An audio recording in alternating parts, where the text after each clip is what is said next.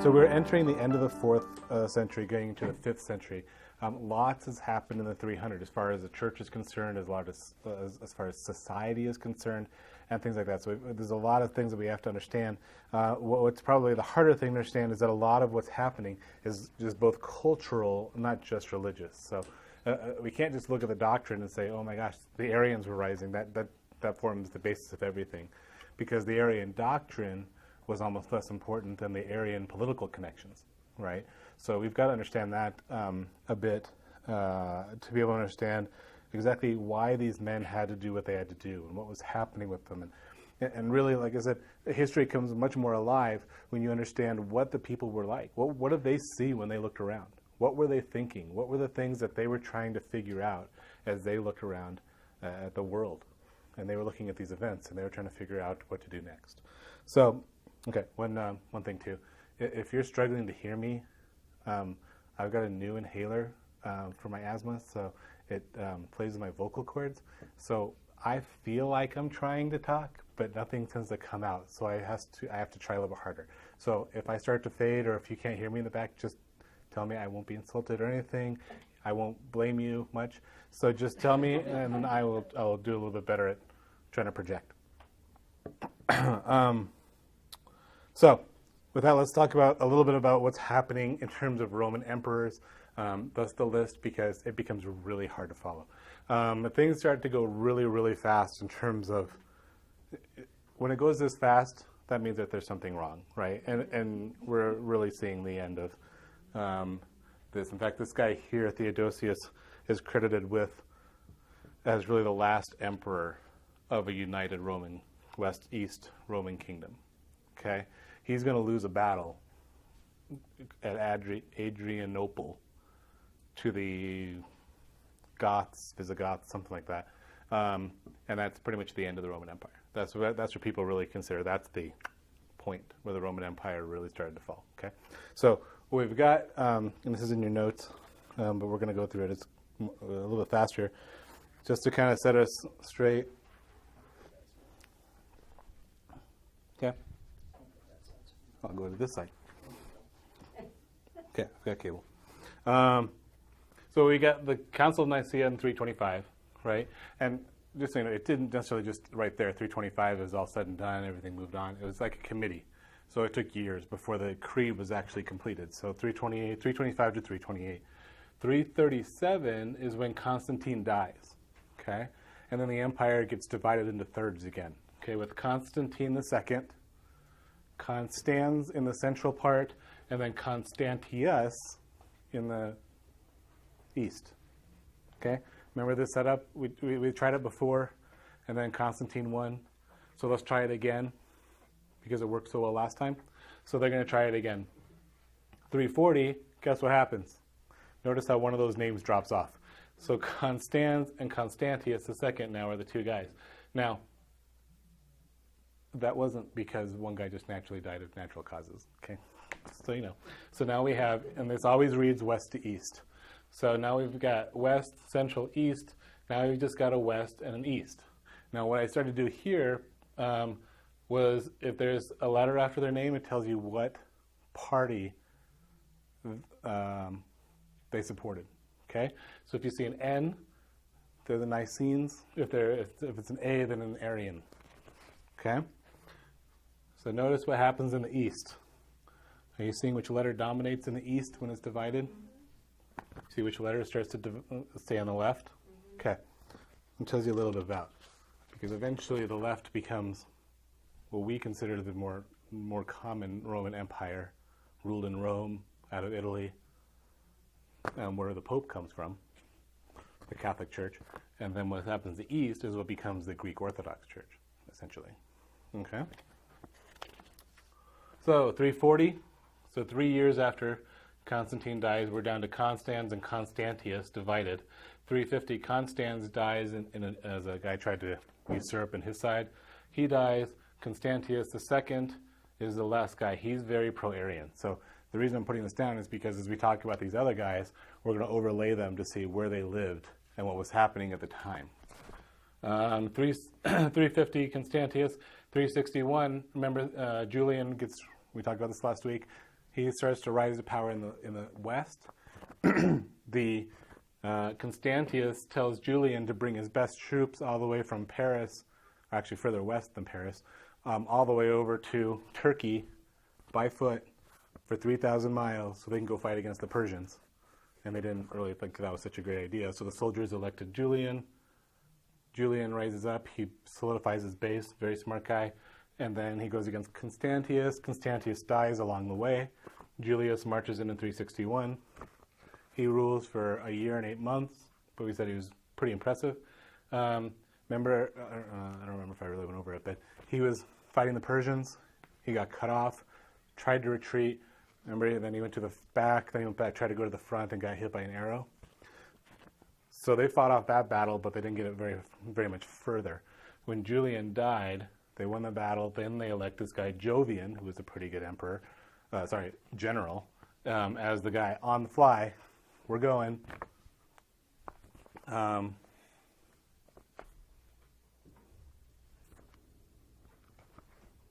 Paul, can you guys scoot over?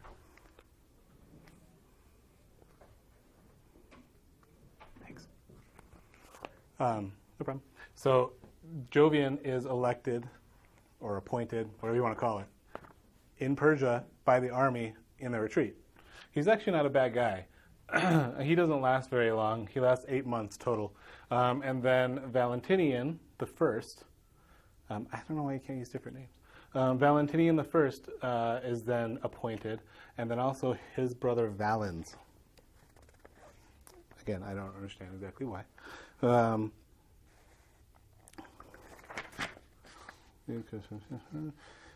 Julian, 365, we talked about Julian. Now, here's one thing to note. These guys here, remember, they knew what happened in the Council of Nicaea. They lived through it. In fact, they actually were taught a lot by Eusebius of Nicomedia. And Nicomedia that guy was very Arian, right? So these guys take over, then it's these guys, and then Constantius takes over, and he's Arian. Now, Constantius, though, learned a little bit from his father, and he realized that having these debates was a problem. So first of all, he makes it Arian, but he also tries to find the middle ground, which then becomes what's called semi-Arianism, right? So what was Arianism in its beliefs? What was the core part of Arianism that made it Arianism? There was a time when he was not, right? And so they came up with the Nicene Creed. The Nicene Creed, what was the iota? Remember what happened with the iota? What was the difference between adding it and not adding it? Substance? Similar versus same. So the issue was, well, but how do we deal with the fact that he was begotten? And so this guy comes up with the brilliant idea that we can have semi-Arianism, where we just agree that Christ was the same substance and had a beginning. How would that work? It's semi-Arianism. We'll just agree that we can't explain it all. It just works. So what he was trying to do is find this middle ground. Okay. Now, what's interesting is he's a dope, and it didn't work out. Athanasius will come back later on and realize there's actual real substance to this. All that gets kind of put aside when Julian becomes emperor. What was the main thing about Julian? Julian the Apostate. Why did he earn that title? He worshipped the old gods, right? And so when that happens, what does that remind all the Nicenes and the Arians? What does that remind them of? What do you think that reminded them of?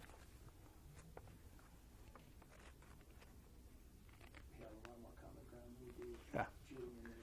Yeah. This little debate that we have, it's a big deal. But we could also be wiped off the face of the planet by the pagans, right?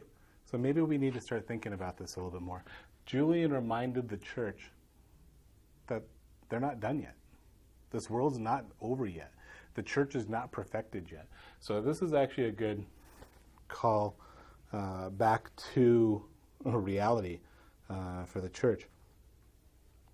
Now remember, Julian also passes the freedom of religion edict. right? Which allowed everyone to come back into the empire, which was, what was he hoping would happen? You guys remember? Why? I mean, freedom of religion seems like a great thing, right? Why did he pass it? Because he cared so much about the religious freedom of the people? Yeah. He's hoping if I got back all the Nicenes and the Arians, they'd just start butting heads again and they would destroy themselves. Just his plan.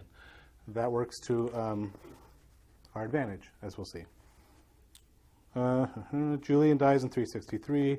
Jovian, he has to negotiate a humiliating peace treaty. Jovian gave up a lot of stuff to the Persians. That made him very unpopular. But when he got back, he also started to reverse a lot of Julian's policies because he was a Nicene guy. And he restored Christianity to the favored position. Jovian was only in for 8 months before, I think, let's just say he wasn't the smartest guy. In his tent, he decided that he wanted to fire in the tent. Oh, is that what he did? He didn't burn to death. He died of carbon monoxide poisoning because he didn't properly vent the tent. So he was a Nicene, but he wasn't the smartest Nicene. So in 364, they have to select another guy. They go with Valentinian I. He was a very good guy. He realized that he can't do this whole thing by himself, so he divides the empire in half and brings gives the eastern half to his brother Valens, and he keeps the western half. Really, at this point, this is really the issue. Rome is now constantly at war. There is no peace anymore. On this side, Valentinian is almost constantly going at the barbarians would be the general term for him, but the Picts, all those Anglos, the Saxons, all the things that we've heard of that no one really knows, but we all have heard of them.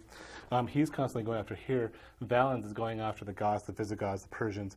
It's a constant battle at all sides at this point for the Roman Empire.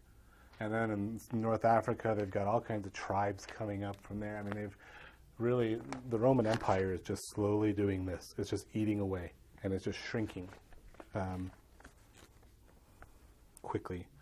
Now, what was interesting about Valentinian, he was a soldier. He grew up as a soldier. Soldiers have how much wealth and prosperity around them?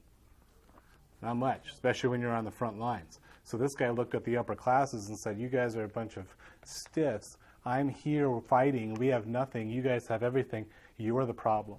And so he starts favoring policies that favor common peasants at the expenses of the upper class. So he had a temper. In 375, I don't know how to explain it. They were being attacked, and so there was a shouting match that broke out between one of the barbarian tribes and the Roman soldiers. So he went out to the front because he was really mad, so he could yell at the tribe. He died. Not the smartest guy. We're just failing. So once he died, all that was left was Valens. Now, Valentinian was succeeded by a guy named Gratian. I'll call him that. Gratian succeeded him. Gratian had some military success, but that only made Valens kind of jealous. In 378, it wasn't Theodosius. Valens actually fought the Goths at Adrianople. That's southern Greece, northern Italy, right about there. He by himself. So he said, we got a big battle coming up, Gratian, I need you to send it. But he was really jealous because he wanted the glory all to himself, so he decided to leave his army without reinforcements against the Goths. That didn't work out so well. And so he ended up being captured and killed by the Goths. And a full 2/3 of the Eastern army was destroyed in that war. I mean, it wasn't just a loss, it was a rout, right? And when you lose 2/3 of your army in the East, what's going to happen to your eastern portion of the empire? It can't be defended anymore, right? So Valens dies at the hands of the Goths. Valens did attempt to do some toleration of various Christian views because he wanted unity. let's see, Gratian now becomes the sole emperor, but he's kind of further out to the west. He's a Nicene, right? He removed what's left of paganism from the government, requiring that all subjects profess a Nicene faith. While initially successful, the guy became too drunk with power, and he starts becoming worldly. Pretty soon he becomes what I call a pawn in the hands of various generals, and eventually was assassinated in 383. But he had the sense to actually realize he needed help, so he hires in 379 a guy named Theodosius I to help him out. Once he dies in 380, Theodosius I becomes what's considered the last great emperor of the Roman Empire. Theodosius himself was raised in Italy. Italy was what part of the empire at that time? It would be the West. So he would be falling into the Nicene camp. He rejected Arianism. He actually supported, the reason I have him in brackets is because he was active this whole time. And so he actually knew both sides of the empire. He was just put in the right place at the right time.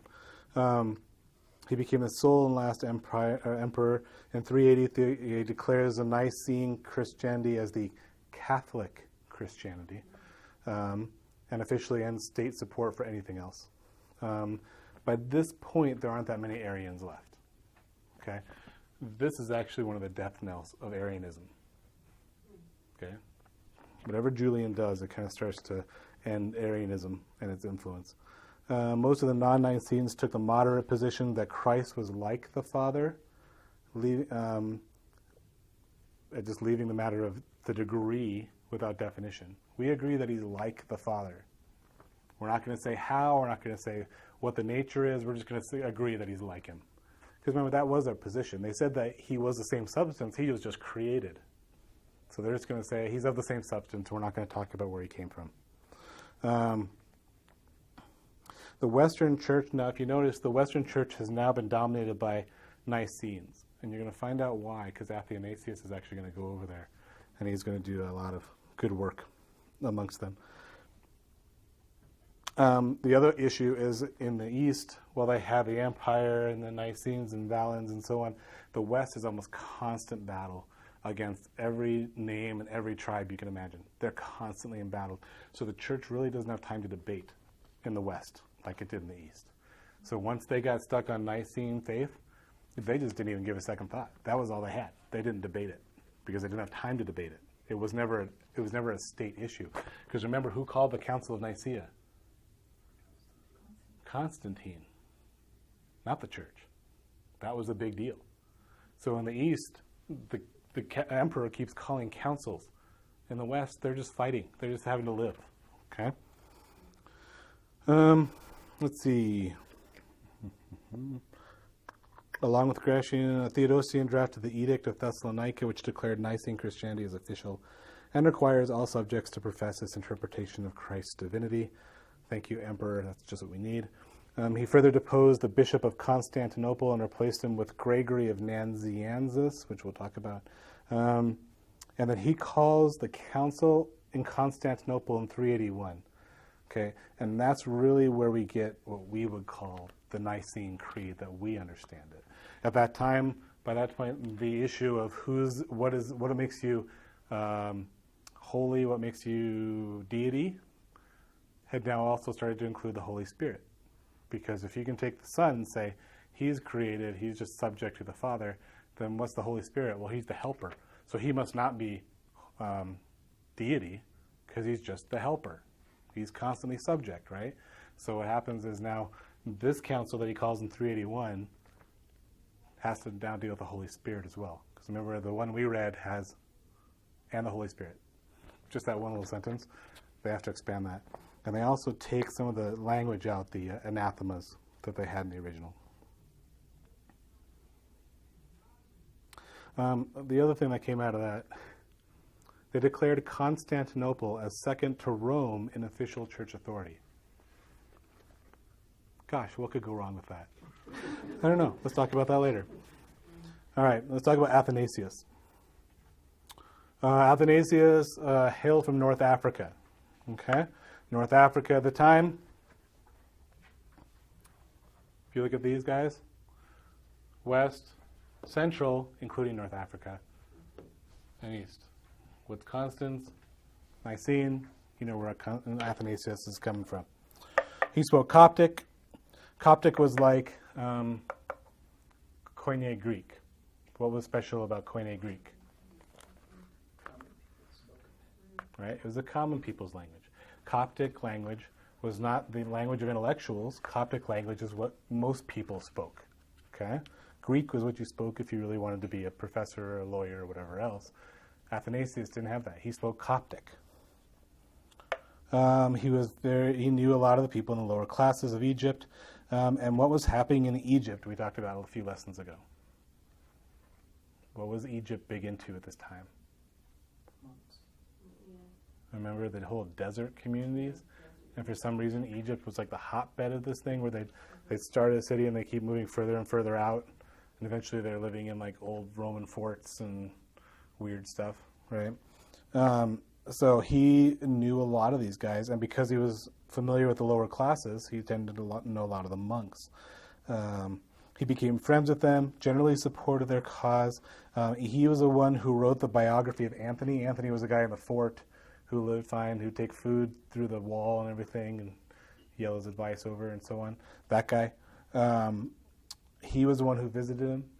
He was the one that Anthony gave his cloak to. Remember, Anthony had one thing in the whole world, and that was his cloak. And he gave it to Athanasius when he died. That whole relationship. So it tells you where Athanasius stood in relation to the monks, which was pretty tight. Okay? Keep that in mind. Athanasius also learned from the monks to be disciplined and austere, so he tended to not have a lot of pomp and circumstance in what he did. However, unlike the monks, he did not seek after the solitude. Okay? He liked their lack of possessions, he liked their discipline, but he was a pastor, and he loved being a pastor, and there was nothing wrong with that. So he was willing to stay in close contact over the flock. Now, what made Athanasius impressive, if you will, was not his doctrine. It was not his rhetoric, it was not his ability. He was a man of the people. He spoke Coptic. He didn't have a lot of stuff. He was a pastor. He loved his flock. He stayed close to the monks. He knew the people. He knew the region. He lived there. He lived amongst them.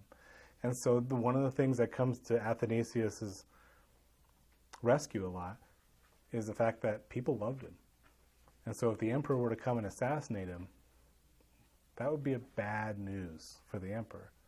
Okay? So politics, I guess, isn't always bad, if you know how to play the game. So, Athanasius from Egypt, he did not, now this is interesting, he's from Alexandria. Who else was from Alexandria? They were great guys, but they're a thorn in our side for the rest of church history.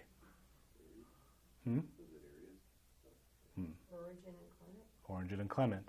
And they had a very allegorical view of the Bible, which then leads to Arianism and a lot of other weird interpretations. Athanasius, however, for whatever reason, did not adopt that policy. He viewed the incarnation as a big deal. And the reason was that he compared it to a king coming to a village and living in the village with the people. Right? He viewed, that's how he viewed the incarnation. And so when he looks at this, he says, no, this is God coming to live amongst the people. And if Jesus isn't God, then who's come to live amongst us? It's nothing. There's nothing there. There's nothing special about it. It's just another one of the gods. And so to him, the idea that Jesus wasn't deity challenged the very heart of the Christian faith. He couldn't have it because the big deal about the incarnation was God with us. And if it's not God, then the incarnation is nothing. So he just keeps coming on that. He pounds on that hard. And that was what really convicted him and made him such a Nicene supporter. It was black and white to him. Christ had to be God. Otherwise, the whole Christian faith just falls apart. That's just all there was to it in his mind. So,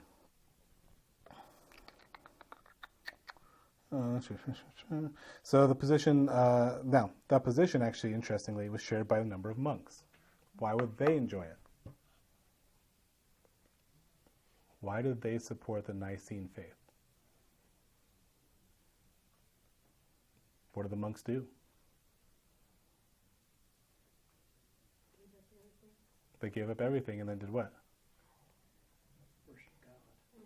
They went and lived in solitude. They gave up everything, all the comforts, everything, right, to go live in the deserts of Egypt. And we talked about what their condition was. And why would they do that? Because they believed in him, and they wanted to know him, and they wanted to contemplate him, and they wanted to pray, and they wanted to worship. And if this Jesus Christ, who they've given up everything in this life for, isn't really God, what have they given up? Everything. And what have they gained? Nothing. Right? So what happens is these monks, they see it the same way that Athanasius did. Christ is king. He is God. Otherwise, this whole thing doesn't make any sense. Okay? So they were very Nicene as well. This obviously did not work well with the Arians, whose political power continued to grow. Athanasius, just as you know, it was also Alexander, that was the Nicene guy, at the Council of Nicaea. Athanasius was his secretary, so he saw the whole thing. He becomes Bishop of Alexandria when Alexander dies in 328.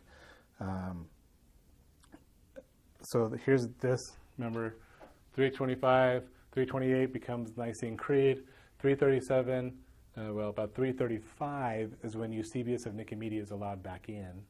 By 337, Eusebius baptizes Constantine and raises Constantine II. So by this point in time, when Athanasius is Bishop of Alexandria, who's winning? Well, the Arians. Okay. So that's our time frame when Athanasius starts to become bishop. It's actually bishop in 328, but you get the point.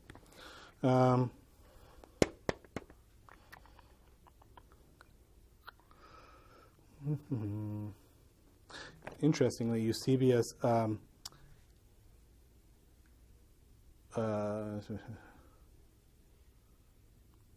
when Eusebius is allowed back in is when Athanasius becomes Bishop of Alexandria. So it doesn't sound like much, but the time where Eusebius comes back in and Arianism really starts to grow is the exact same time that God lifts up Athanasius into the bishopric of Alexandria. So God knew that this is happening, so he raises up his hero to be able to balance it out. So it's kind of cool. You really kind of think about the sovereignty of it all. Now they knew Athanasius, they knew his conviction, and they knew his popular support. So how do we get rid of this guy? We can't go kill him because that would be unchristian. So what else are we going to do? That's much more Christian. We can make him look bad. We'll kill his character. We'll make it so nobody really likes the guy, right? So what are we going to do? All right, let's see. What can we do? He's very disciplined. He doesn't carry much. He's above reproach. Okay, let's go to step 2. Let's make stuff up. Okay, let's say that he's into magic. All right, so let's go get this guy named Arsenius. Not Arsenio Hall, that's different. This is Arsenius. Arsenius, let's sequester him. We'll grab him, we'll hide him away, and then we'll blame his murder on Athanasius, because Athanasius wanted to cut off his hands so he could use them as part of his magic.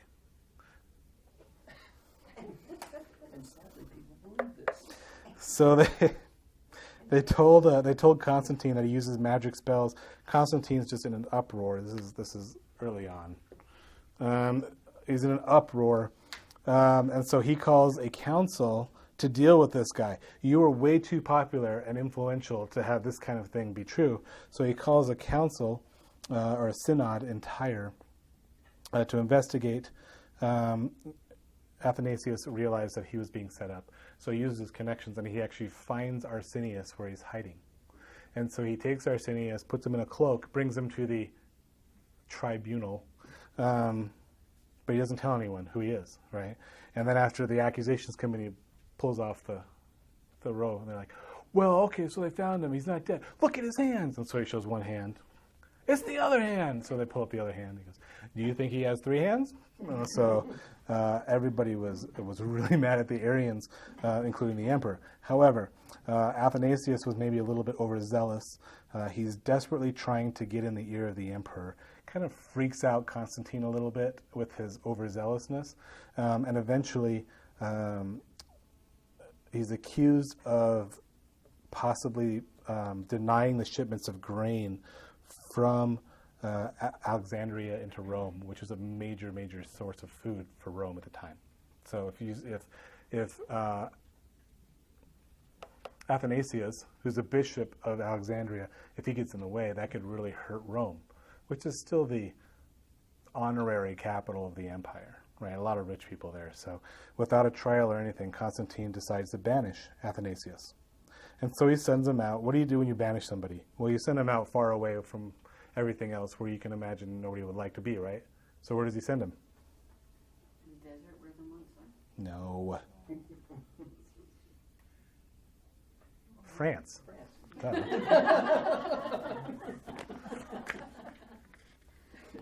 He sends him to Trier in Gaul. Okay. What's interesting about Trier is that's exactly where Julian came from. So he sends him out to France. Now that kind of tells you a little about what he considered to be the edges of the empire. Okay. Not long after Athanasius was sent over to Gaul, Constantine died, and he was succeeded by the 3 sons. We talked about that. So then he was allowed to return for a little while, but in 338, he was sent once again. This time he ended up to Rome. He was sent to Rome. That's good news, because in Rome he finds a church who's now been alienated because of Constantinople. That's where everything went to. They know the pressure's coming in from the west from all the barbarians. They know that the emperor is going to defend his house before he defends the edges of the empire. And so they know that their support is slowly waning. Their influence, their support, everything else is waning in the west. So now they get this guy named Athanasius, and they're just kind of curious, who are you and what are you doing? He ends up telling them and talking about Nicene faith. And he goes through the scriptures and he tells them, here's what it means. And the church says, that's great, that's a good point. And since they were kind of on the fence with Arianism, once Athanasius comes in and says, this is what's orthodox, guess what the Roman church becomes about? They become Nicene, heavily Nicene. In fact, they become one of the chief supporters of the Nicene Creed. Okay? And they call their own council to declare that Athanasius is the true bishop of Alexandria. And you know how much emphasis that takes? Nothing, because who cares what the church in Rome thinks? So, but at least it was symbolic. It was a very symbolic sort of support.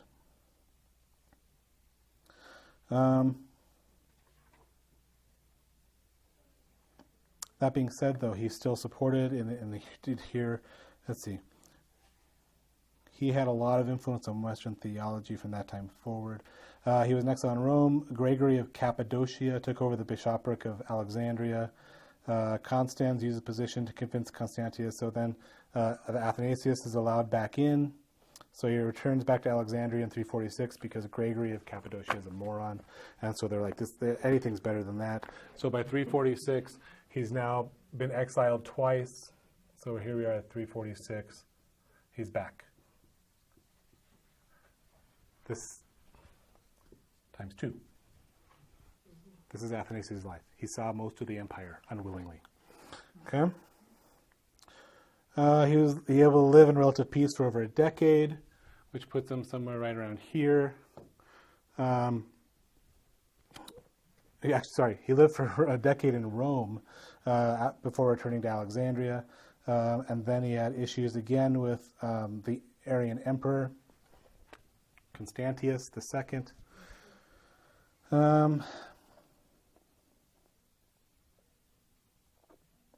But at least Constantius tried to do the policy of toleration. He wrote a lot of stuff, including stuff against Arianism. In 353, Constantius decides he's got his own power now, decides to start passing edicts that all bishops have to read of the Arian confession. Anyone that didn't agree would be banished, Go figure.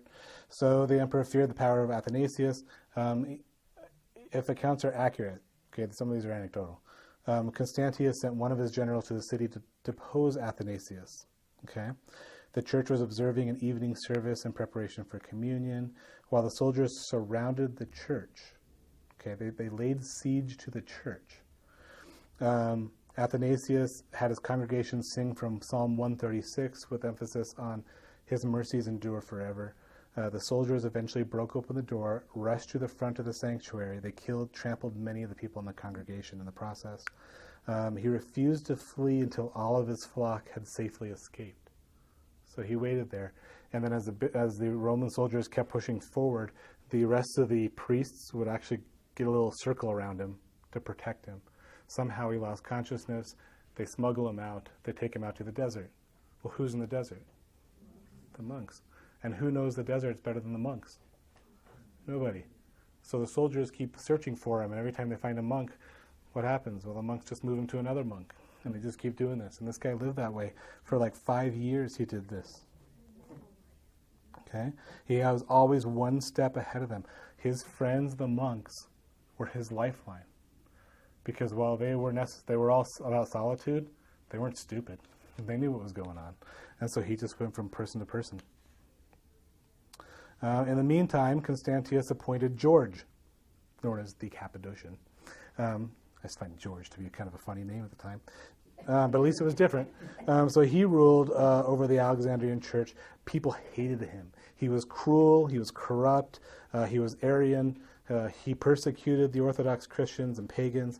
Even after popular uprisings, he continued his selfish tyranny. Eventually, he was murdered, and his body was cast into the sea. That left the Alexandrian bishopric vacated. At that time, that puts us right about here. What was Julian's policy towards people that didn't agree with the state religion? He was tolerant. They were tolerant. Bring them back.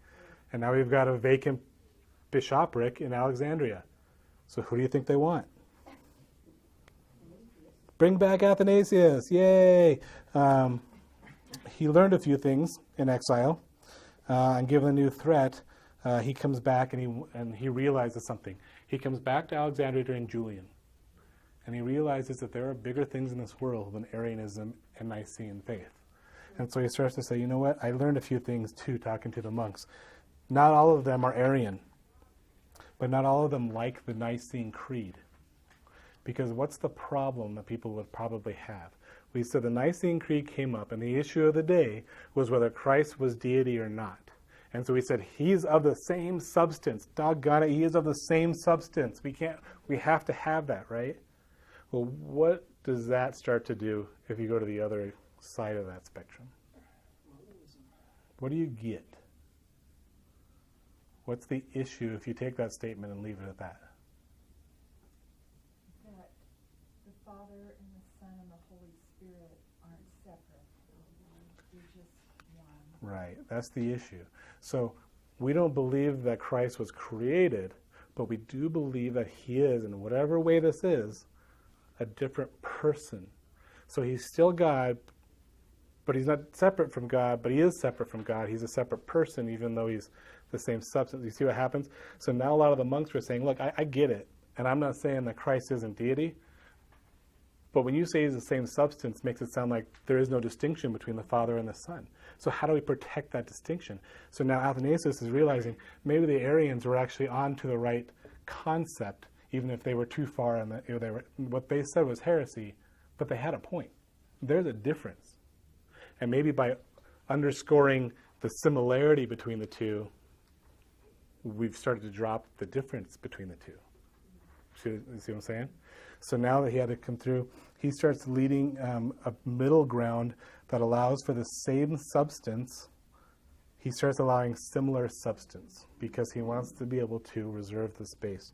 And that actually allows kind of these two positions, the Arians and the Nicenes, to start coming together. And actually it's the end of the Arians for the most part.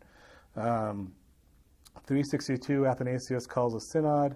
He allowed for the Father, Son, and the Holy Spirit to be the same substance, so long as it was understood that the three were distinct persons. This is where we really start to get our three persons, one substance. doctrine that we have today. It was also acceptable to refer to as three substances, so long as it was not interpreted as three gods.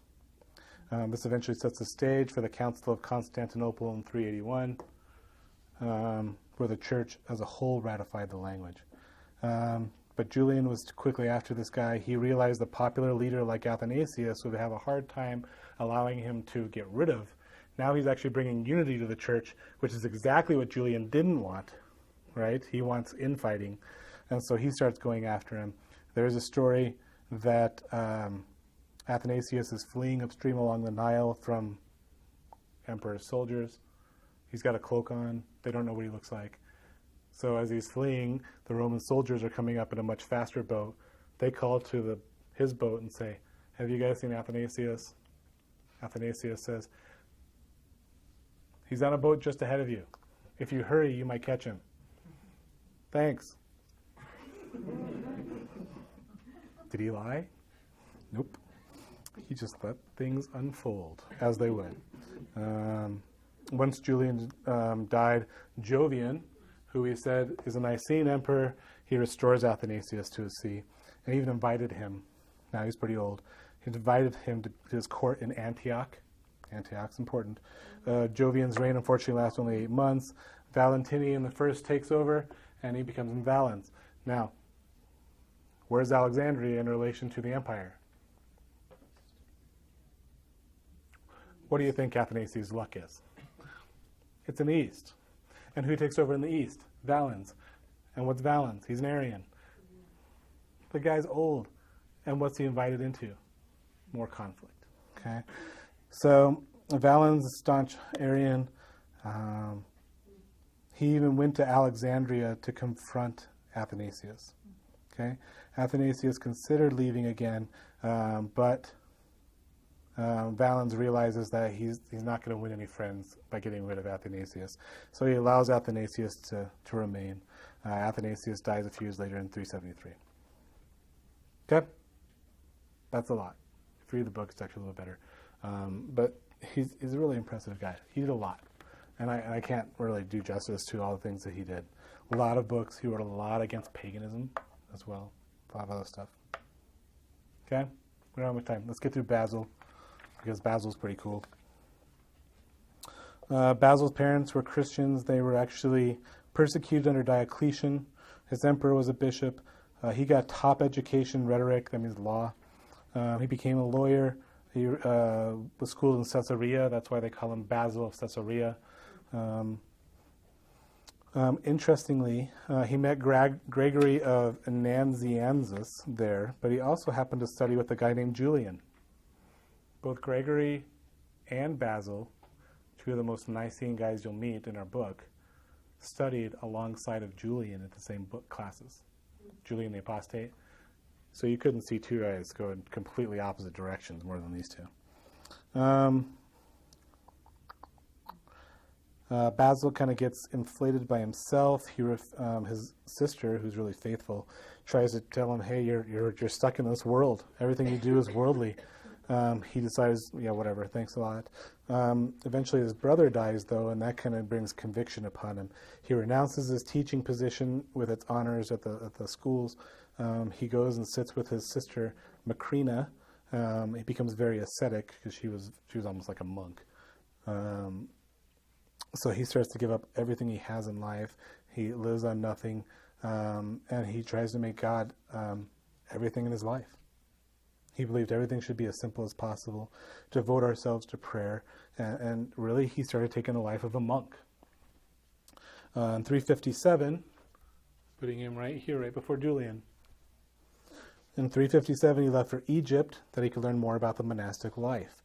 He learned a lot about piety and ascetics and everything else. The problem was he couldn't get over the fact that you can't live by yourself if you want to serve other people. And the role of a Christian is to serve other people. So, you guys, if you guys want to stay out here, it's fine, but that's not the life that I believe in. So he comes back. But he still knows that the beauty of asceticism, the focus that it brings, the prayer that those guys had, that the monks had in the desert. So he starts setting up communities. Okay? A community for men on his family estate in Pontus, which is kind of northern Turkey. He taught the ways of monasticism. He established communities, more and more communities.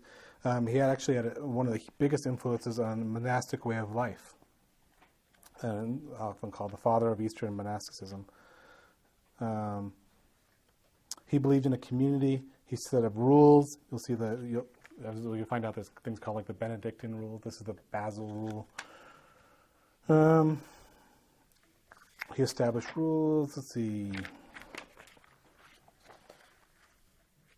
He talked about how the community should run, what the community, how the community would interact. He was a part of the community. We talked about a little bit of him when we talked about monasticism. Now, Basil was able to serve in the community for only a short time because he was called to be a deacon in the church at Antioch. And soon he was ordained a presbyter in 365. I'll put them right here. But he's a presbyter of Antioch. Antioch is in the east. But he was a Nicene. But he's a Nicene that knows how to argue. So he becomes one of the leading assets of the church in fighting against Arianism. He calls Gregory Nazianzus to join him.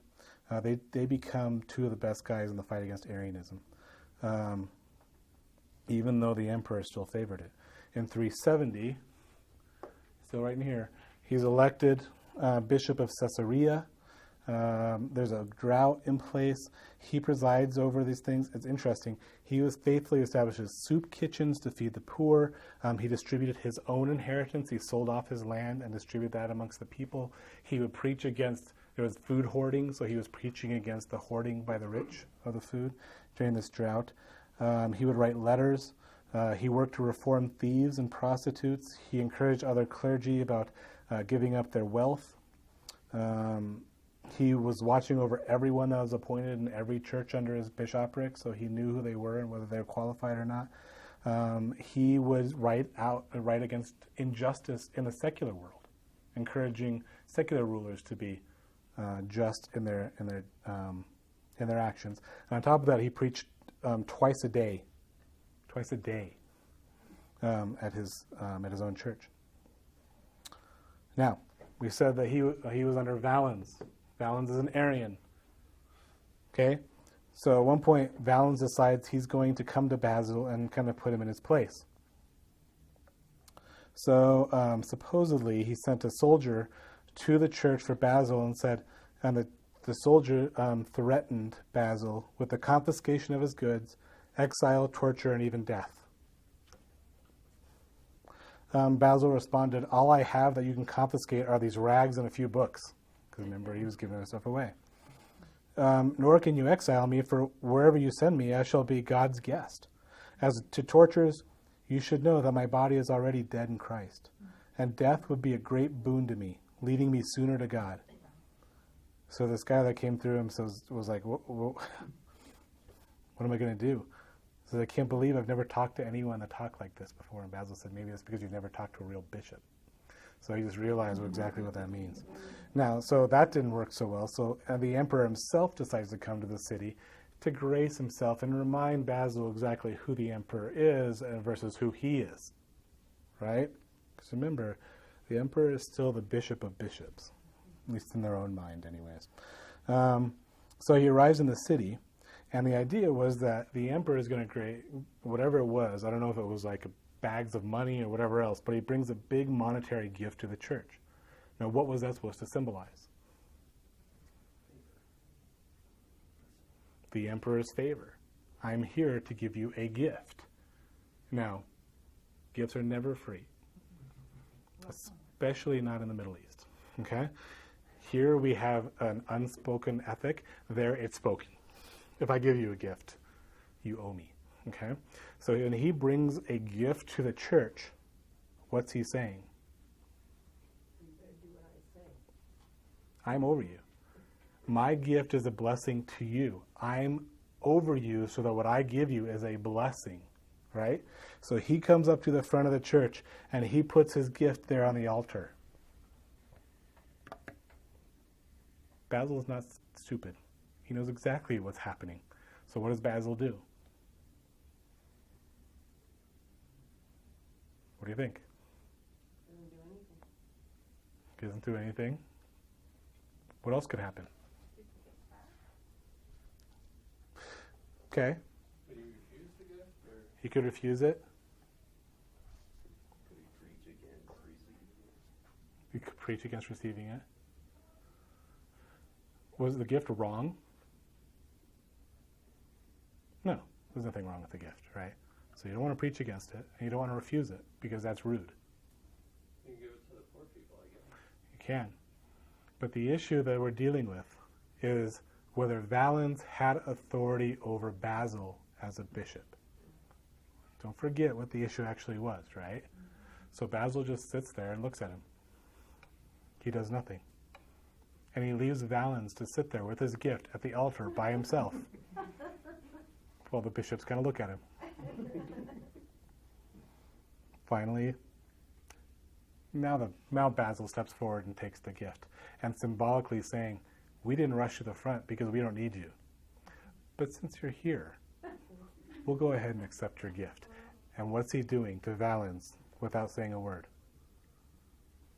Let's just get things straight, dude. You may be the emperor, Yeah, but you're not in charge. but you're not in charge here. Okay? We're not beholden to you. We are beholden to God. And if you want to offer a gift to his church, we will happily receive it. But we will not rush to the front because you're the emperor. And so Valens takes a step back and decides, I'm not going to get rid of this guy. So he stops trying. Okay? Because he realized, actually, that move, it doesn't sound like much, but that move totally put Valens back in his place. He realized that Basil does not march to his drum. He marched to a completely different drum, and that freaked out Valens. He doesn't try anymore. He just lets Basil be who Basil is. He did work towards the, kind of like Athanasius, he realizes the inflexibility in the language of the Nicene Creed, so he works back as well into the similar substance. He has to fight against the modalism, which we'll talk about a little later. And he actually maintains a view of the Trinity very similar to what we have, which is the whole three persons. He dies of a liver disease. Actually, his health is one of the main issues. And he never actually gets to be part of the Council of Constantinople in 381. Okay. Gregory of Nazianzus. Born to a wealthy family, he was appointed elder. This guy does not in any way want to be in the limelight. Receives a great education, lifelong friends with Basil. 361, let's kind of skip through a little bit. In 361, Julian officially declares himself an enemy of the state. Gregory writes against Julian's positions in a work called Invectives Against Julian. That makes him the most popular guy in the empire. He states that Christianity will eventually triumph over imperfect rulers through love and patience. Okay. Julian was going to go get Gregory, but died before he could take action. Gregory and Basil fought passionately against the Arians. We already talked about that. Let's see. Basil, when he became bishop, actually called Gregory to help him out. Gregory didn't like that much at all, but he accepted it. He went home to take care of his dying father, but Basil said, I really need you back here. Gregory refuses.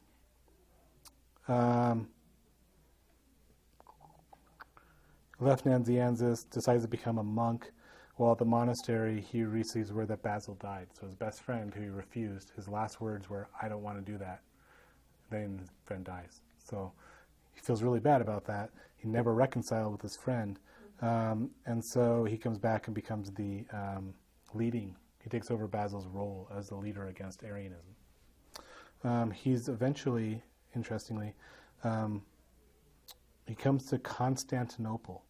And at that time, there were no Nicene churches at all in Constantinople. They're all Arian. So he starts a home church. He delivers powerful messages upholding the nature of the Trinity, unity of the Godhead. There's all kinds of heresies at this time. Constantinople is still a vestige of Arianism, even though by this time it's 379. So we're actually down here. Even though Theodosius is in here, Arianism still is amongst the people. He starts preaching against it. He preached with authority, but Arians still tried to get him. He was stoned as he walked outside of his church. Theodosius, however, is in his court, so he calls the Council of Constantinople. Gregory is asked to take over. This is kind of interesting. He's appointed Bishop of Constantinople. The problem is, remember, he was bishop before when Basil called him to come help out. And so people came over and the Arians said, no, we don't care about this guy. We don't care about anything he says because he can't be bishop of two places. So Gregory says, oh, really? All right, I resign. Now what do the Arians have to go on? Nothing. So they have to give in. We get the Council of Constantinople, we get the Nicene Creed, and Arianism is officially declared heretical. He said, let me be as the prophet Jonah. I was responsible for the storm, but I would sacrifice myself for the salvation of the ship. Seize me now and throw me. I was not happy when I ascended the throne, and I gladly would I descend it. So he has no desire to be the emperor or the bishop of Constantinople, especially if that's what the Arians were using against him. He's happy to just get rid of it and let them fight themselves to death. His health was failing. Eventually had to retire. He died in 389. So Gregory of Nyssa, he's weird, but he's important. Read your notes. All right. Lots of personalities. The point being, God's still working amongst his people, and the way that we get from here to there is never this nice, easy coasting. There's ups, there's downs, there's personalities, there's people, there's situations. There's, in the case of Athanasius, there's multiple exiles, 3 or 4 exiles, constantly being chased. And yet look at the faithfulness of these guys. They're called to positions, they're deposed from positions, they have popular support, they have royal decrees against them, they have threats to their lives, their churches are besieged. I mean, weird stuff. And yet these guys just keep plugging along. And they just keep, because they're faithful to God, and they're faithful to his message, and they're faithful to the gospel. And that's what they just keep pursuing. And so that's really what I want you guys to get from these guys. Their personalities are really interesting. They're interesting guys. But notice their faith. Notice what they had to get to. And think about, what would you do if you were in that position? And the real question, what are you doing right now in the position you are in? Right? The Roman Empire is no longer around on that form. We don't live there. We live here. And each one of us has some element of our lives that we've got to be faithful in. Just like Athanasius, just like Basil, just like Gregory. All these guys had different scenarios, but it's the same faith. And that's really what I want you to get out of these guys' personalities.